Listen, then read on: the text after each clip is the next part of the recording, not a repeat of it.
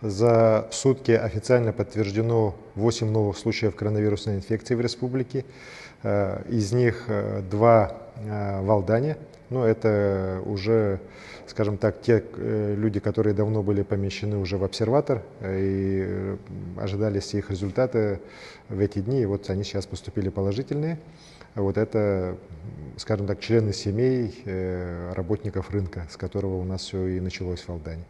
По Якутску у нас на сегодня 6 новых случаев заболевания.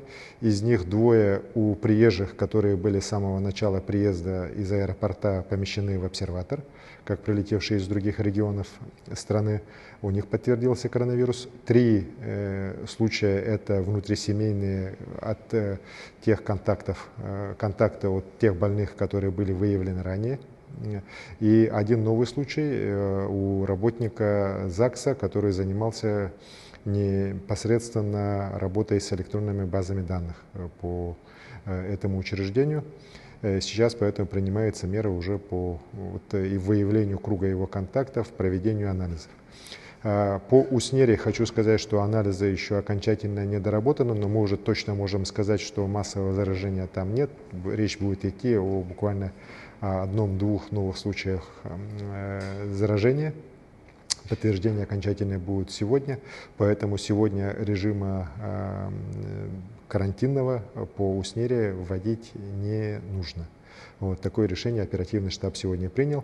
Ну и вот с утра у нас сегодня поступила информация, она еще официально пока не пошла в сводки, но у нас есть случай, первый случай диагностирования коронавирусной инфекции у жителя Хангаласского улуса, конкретно поселка Мухсоолох, который находился в больнице с подозрением на внебольничную пневмонию, и вот повторный анализ его на коронавирусную инфекцию дал положительный результат. Поэтому сегодня будут приниматься меры как раз по выявлению круга контактов, по забору анализов у работников больницы, ну и по проверке уже всех тех больных, которые в определенный период вместе с этим больным находились также на лечении.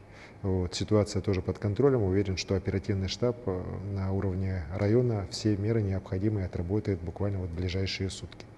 В целом, еще раз хочу сказать, что ситуация у нас далека от стабильной, все равно рост числа заболевших есть, и необходимо все меры по самоизоляции, по ограничению своих действий всем жителям республики, особенно тех районов, где у нас есть случаи коронавирусной инфекции, строго соблюдать. Это необходимо для вашего здоровья и для здоровья и жизни ваших родных и близких.